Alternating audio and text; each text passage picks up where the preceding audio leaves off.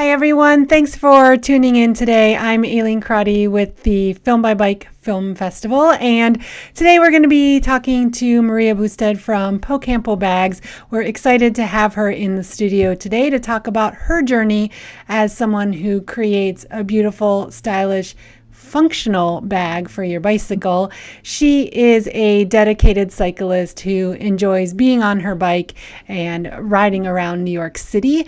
And so we thought it'd be really fun to check in with Maria and see how things are going for her in New York City and learn about her journey as a bag maker. So Maria, thanks so much for joining me. It's great to have you here today. Yeah, I'm so glad to be here. Thanks for inviting me. Yeah. So tell us a little bit about how you got started with Po Campo. Yeah, sure. So my background is industrial design, and I've been an avid city cyclist since college, really.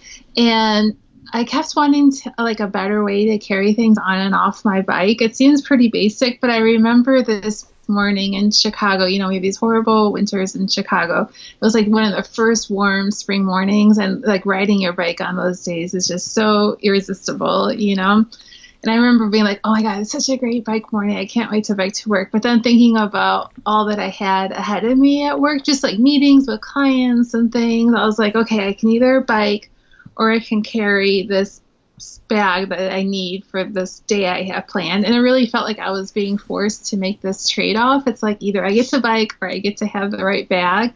I'm like, this is so stupid. Why is this like an either or situation? And really wanting just a better way to carry things on and off the bike. I'm the type of rider that doesn't like anything on me when I'm riding. So like backpacks, I just feel like burdened and it's sweaty.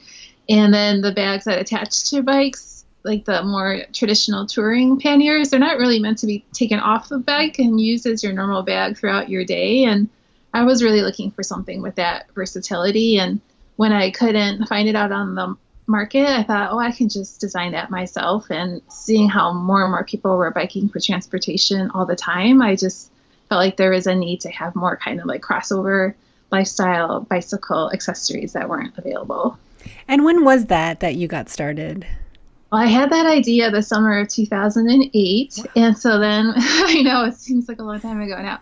And actually, it was a long time ago. So we launched in 2009. And like just looking back, that was like obviously before the scooter craze that we have now, but also before like e-bikes or bike share, protected bike lanes, social media for the most part. So it does feel like it was a different world. But I just always felt like getting around my bike was so much better than any other alternative, like in the morning going to work, it just like would wake me up, get outside, your little city adventure. Same thing with going home after work, kind of cools you down. You don't have to worry about parking. It's cheaper. It's exercise. It's like just so great on so many levels. I just knew that once the city would put in more bike lanes so people would feel more secure, that more people would do it. Because like, why wouldn't you? So I knew that it would grow, and I'm really excited that we're at this place now where like kind of like the vision is starting to happen, where you do see a lot more people getting around by bikes than before. Yeah, definitely. And your bag really stands out. In fact, I have one here. I have the one that Po Campo has donated this to the Film by Bike raffle. We're really excited. Our festival is postponed until September, but we'll be raffling off this super cute bag. And as you can see on the backside, there are these attachment points. So it fits really nicely on your bike, but then when you take it off, this sure doesn't look like a traditional bike bag. And that's what I love about it. It's just a cute bag. You can fit a lot of stuff in there, and they're really durable. So your bag really stands out as something different. And I'd love to hear a little bit about what your journey was like as you got started as a bag maker and you went into bike shops or other retailers or to other companies and presented this product idea to them. What was your reaction like? What did people say to you, and how did that go?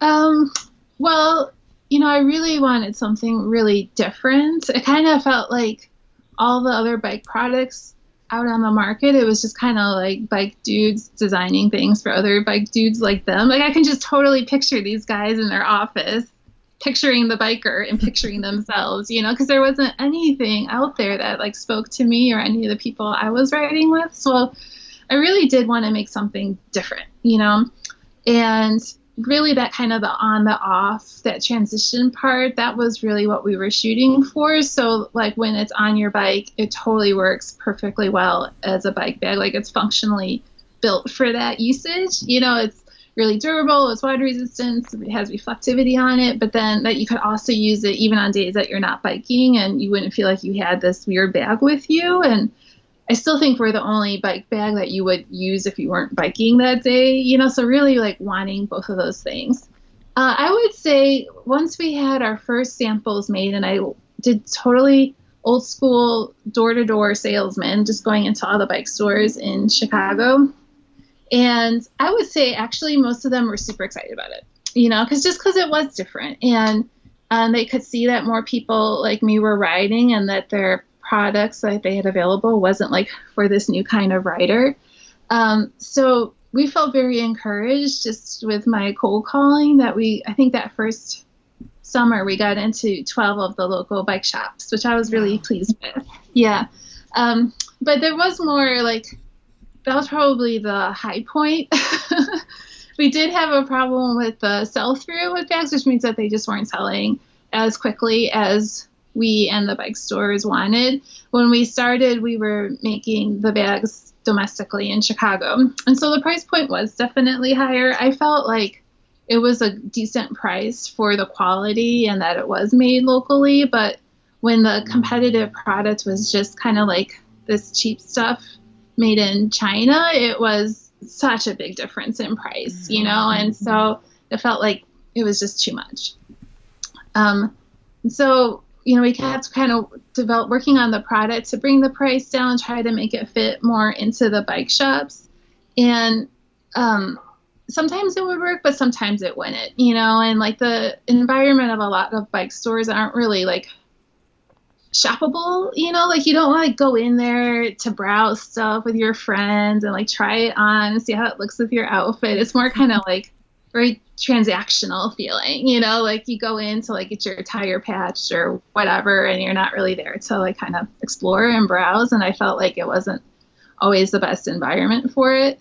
And then as we try to grow like beyond that kind of initial bubble, there was definitely, I feel like the sexism in the industry was really bad in 2009 and 2010.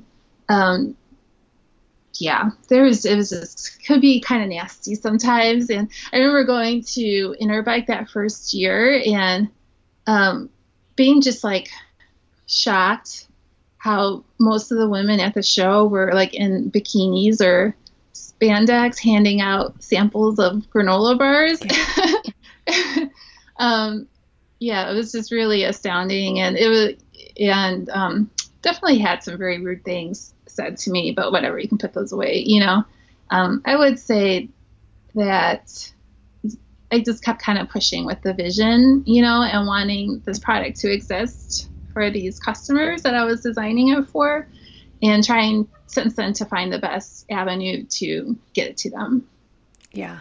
Well, I know it's been quite a journey for you. You did face those types of uphill battles. What's kept you going, and where do you get that? Where do you draw that strength from to persevere in an industry that didn't necessarily immediately embrace you with open arms, telling you had the brilliant product that you do have?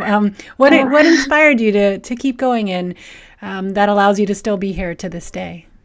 Well, I still really and I'm giving goosebumps just thinking about this. I still really believe in the vision, and not just for the business, but like this vision of when I look out the window that all these people are getting around by bike or scooters or whatever. I'm not so like diehard that it has to be a bike, but just like out in the car in the bike lane, getting around, and really wanting to make that a seamless part of people's lives, like to help them do that, and so that they can do it every day. And that's really what drives me. And if like Po Campo went away, there would just be nothing left to do that, and that's just from a bag perspective, and that just makes me too sad, but if Po Campo's not there, there's nothing, and how would you do it? And I think I'm always encouraged by messages from our customers that, I didn't know how to bike to work until I had my Po Campo bag, or now I can figure out how to do this. And like, that's really what drives me, is to give people that solution that they can't get anywhere else and help them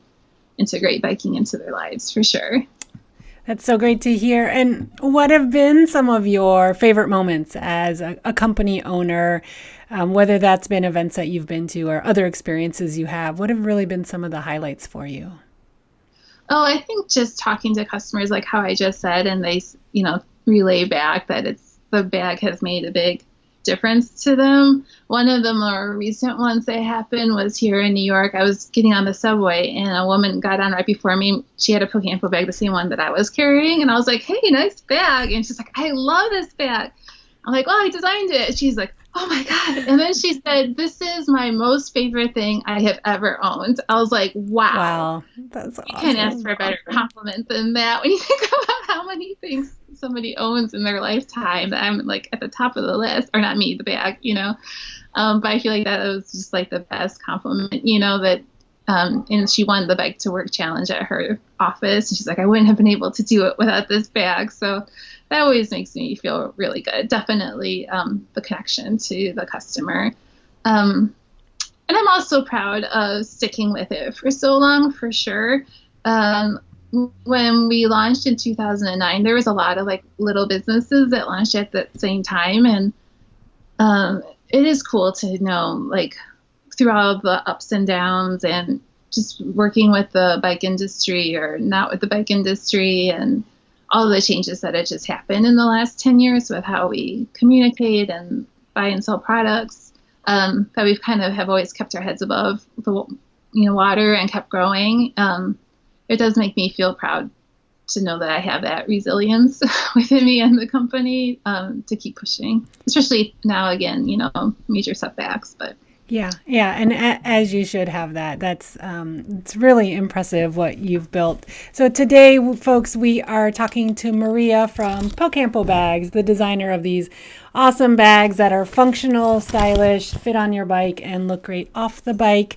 And we have this as a live stream. So if you are tuning in live, you are welcome to leave us comments or questions for Maria in the chat box, and we will see those pop up. Now, as you mentioned, you are nowadays based in New York City. What made you decide to move the company and move your life to New York? I think it was mostly just wanting a change of scenery. I'm from the Chicago area originally, and I never really thought I would live there my whole life, but then you just see it starting to happen and kind of wanting to try living in another place.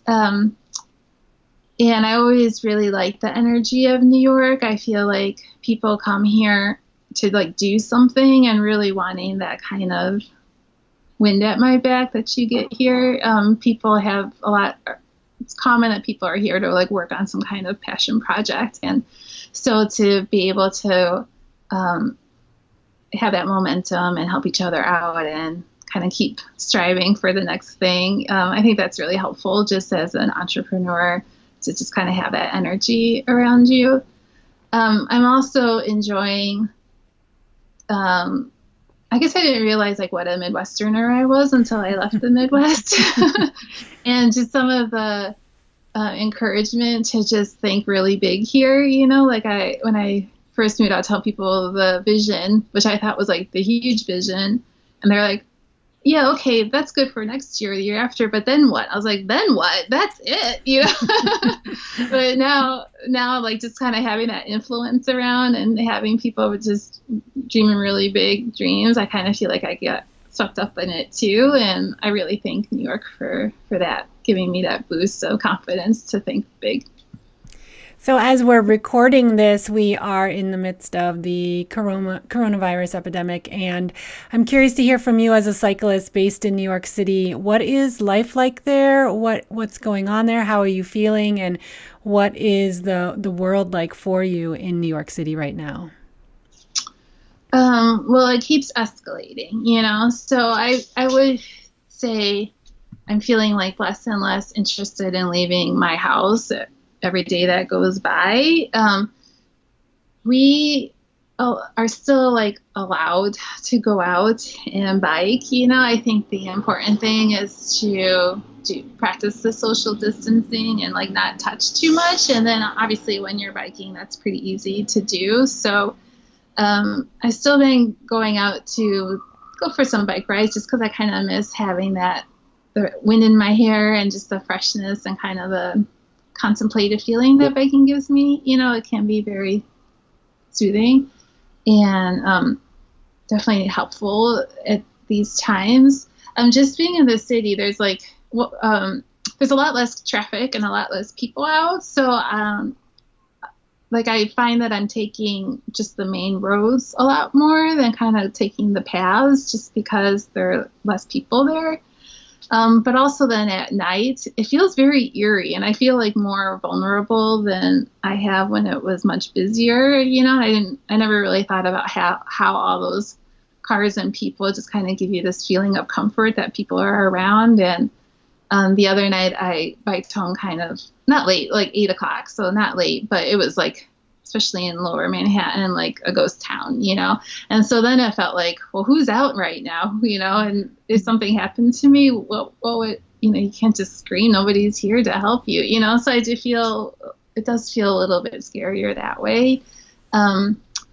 But we do have so many great parks and stuff in the city, not just Central Park, but a lot of neighborhood parks. And where we live in Upper Manhattan, there's particularly a whole bunch of parks. So it's been really great to go for a jog or a walk or a bike ride through those right now. Yeah, that's good to hear that you're still able to at least get outside. I know for many of us who love cycling, just being able to connect with the outdoors and get out of our homes is so important for not only our health, but our mental health as well, and being able to clear the mind. So it's great that you can at least still get out and do that. Well, we're certainly thinking of you in this time. I know it's challenging. It's challenging for everyone around the world, but especially where you are, being in such a crowded city and the center of much of what's happening, really the epicenter right now. So wishing you all the best out there. I wish we were talking during happier times, but it's still really great to be able to talk with you this morning and hear more about your company's story. We're excited to have had the connection with you over the years. Obviously, me personally knowing you has been great, but also with Film by Bike and Po Campo and being able to feature your bag in our raffle this year, we're really excited about that as well. Yeah, I'd love to be a part of it. And I'm really looking forward to the film festival on Saturday. Oh, yes. We're looking forward to it too. I think it's, I don't think the world has ever seen an event quite like what we're producing for the Global Bike Fest on Saturday.